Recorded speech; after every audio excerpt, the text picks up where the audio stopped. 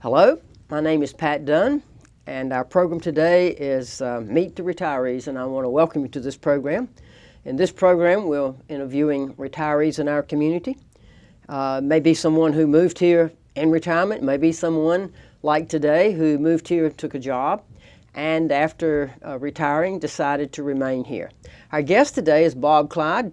Bob did move here to Greenville for his job, and he retired and he chose to remain in Greenville. So we'll learn about why he came to Greenville and his experience in the community, and why you chose to remain here. Bob, let's start with where you were born and raised. Darlington, South Carolina. My dad was a preacher. We moved around, but that was sort of the longest time, and it's how I remember being in South Carolina. Okay.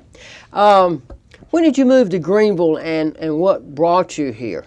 In 1971, I came as a campus minister.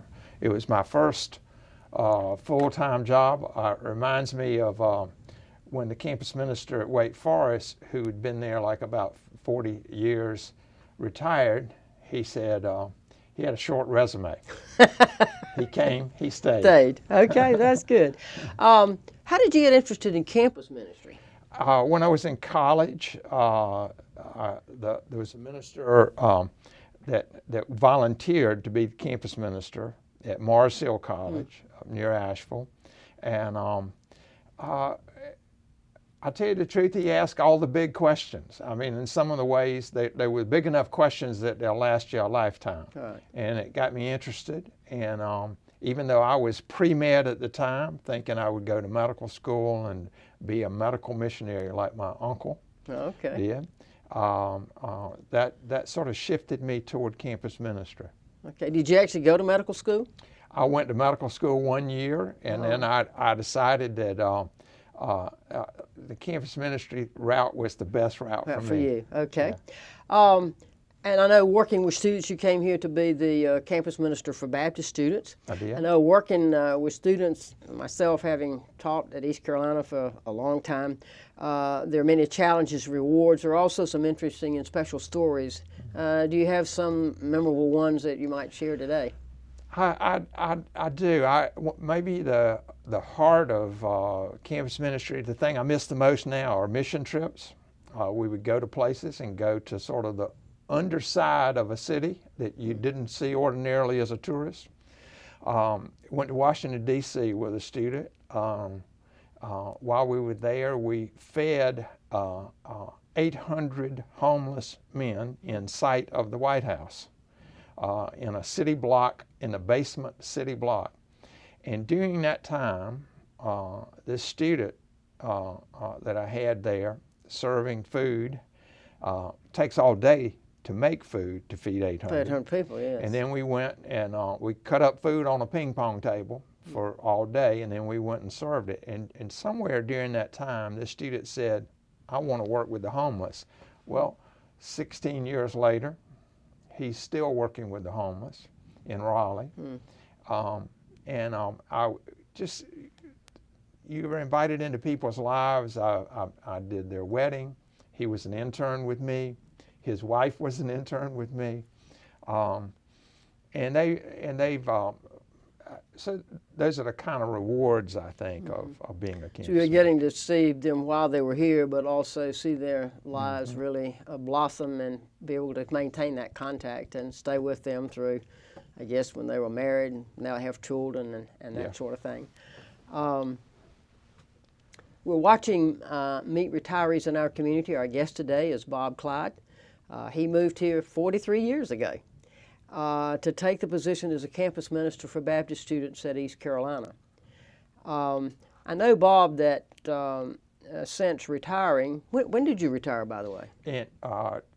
It's been 8 years ago now. Okay, so you've been in retirement 8 years. Yes.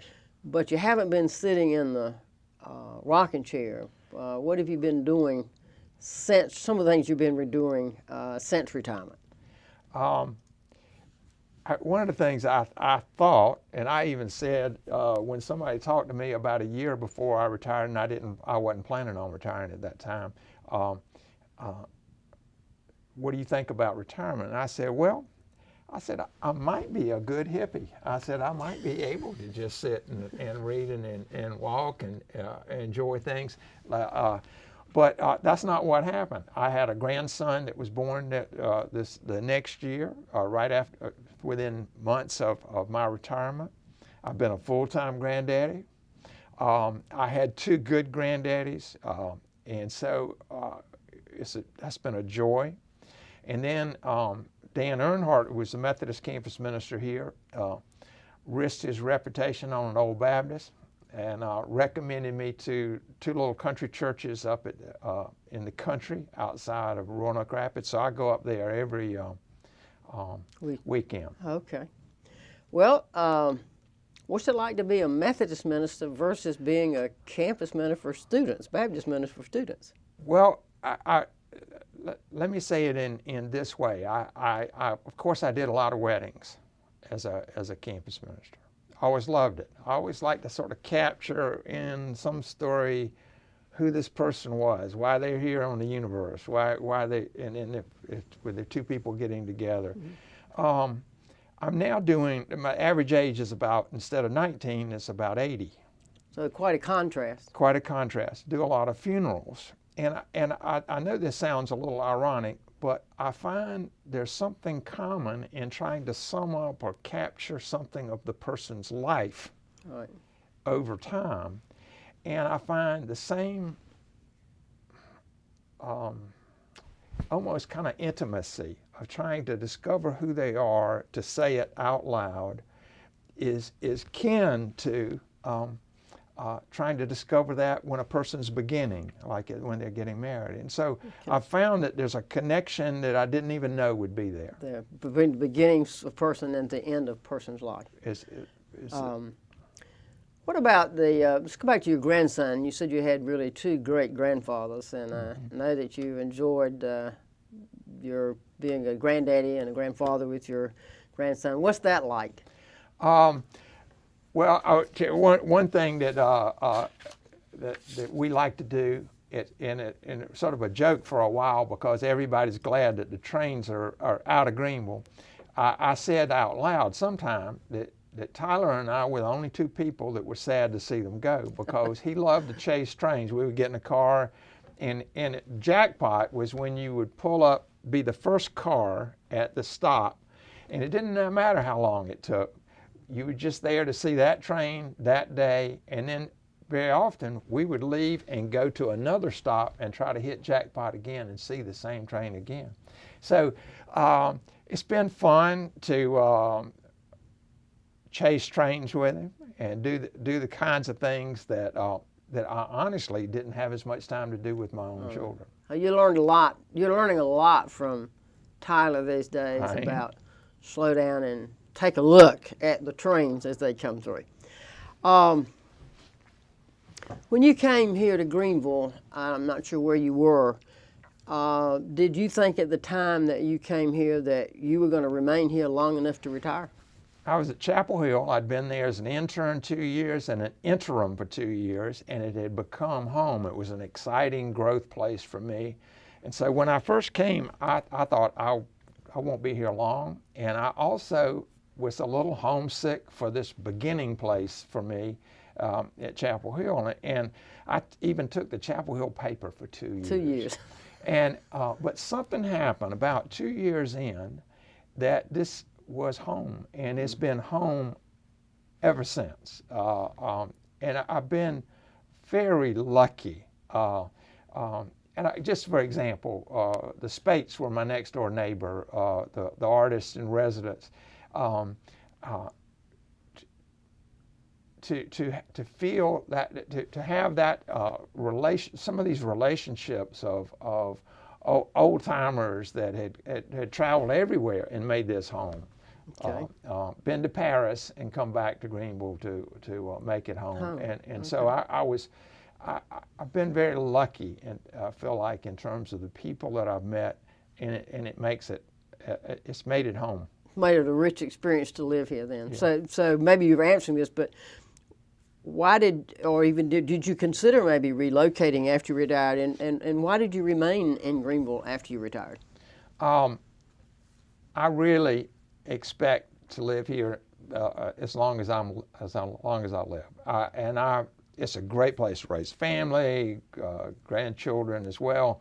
And then there's so many good people. I don't know if I have time to tell you one story. Just I went to Tipsy Teapot one night for the music night, and in one night you have Mike Hamer, who came here from Vermont, and he's singing songs about Vermont, but he's made this his home, and he's the one that developed the songwriters thing. Then the next person was Lawrence Baer's son, Lip Bone.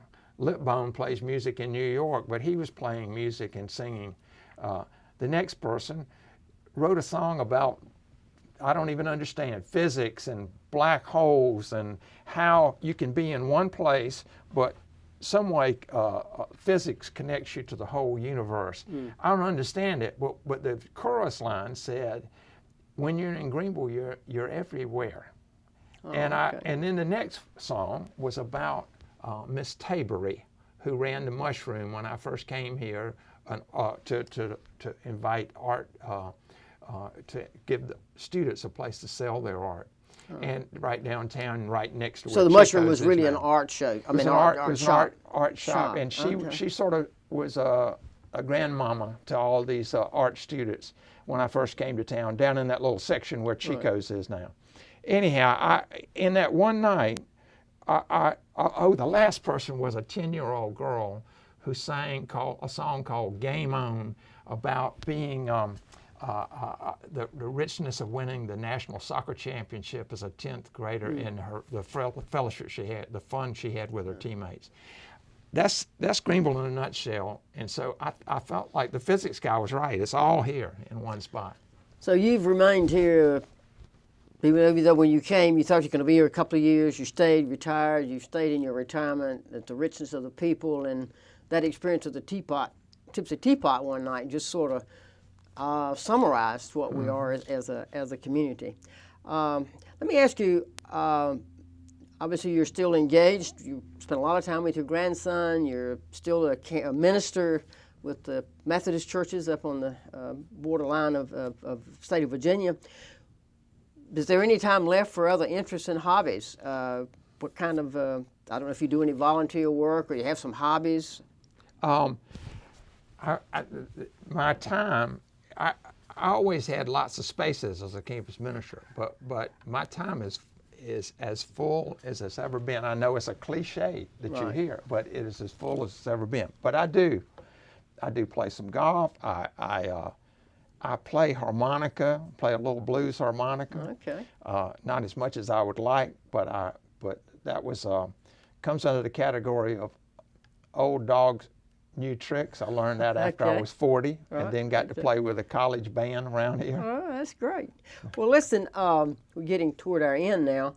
What would you tell a person about life in our community moving here today? You sort of did that, but maybe is there anything else you would add about people moving here to Greenville, deciding to retire here, or coming to work, and whether they're going to stay? What would you tell them about Greenville? Well, what I would say is, if you look for it, and you're lucky, this place is 5,000 stories high. Everywhere you turn, there's a story, and it's worth knowing or hearing. Well, you just told us something, so it sounds like you found a lot of those. Our guest today on Meet Retirees in Our Community has been Bob Clyde, who was retired campus minister for Baptist students at East Carolina. He moved here in 1971, thinking he'd be here a couple of years, and as you've heard, he's remained here, retired here, and he plans to die here. Bob, I want to thank you for the good work that you did for the East Carolina students, and I'm sure the Methodists are appreciative of what you do for the Methodist churches up on the Virginia line. And we're glad that you moved to Greenville and that you've had a great experience here and continuing to enjoy living here. Thank you very much. Thank you.